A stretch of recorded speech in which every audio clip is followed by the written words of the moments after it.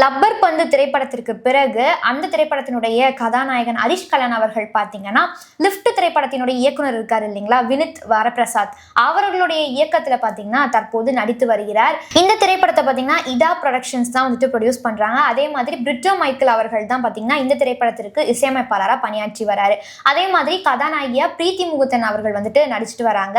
மேலும் இந்த திரைப்படம் பார்த்தீங்கன்னா சென்னையில நடக்கக்கூடிய ஒரு ஆக்ஷன் த்ரில்லர் பிலிமா தான் இந்த திரைப்படம் அமைய போகிறது. மேலும் இந்த திரைப்படத்திற்கான படப்பிடிப்புகள் பார்த்தீங்கன்னா கூடிய விரைவில் முடிவடைஞ்சிடும் அப்படிங்கிற மாதிரி சொல்லப்படுது. படப்பிடிப்புகள் எங்க நடக்குது அப்படின்னு பார்த்தீங்கன்னா சென்னை மற்றும் அதை சுற்றி இருக்கக்கூடிய பகுதிகளில் பார்த்தீங்கன்னா படப்பிடிப்புகள் நடந்து வருகிறது.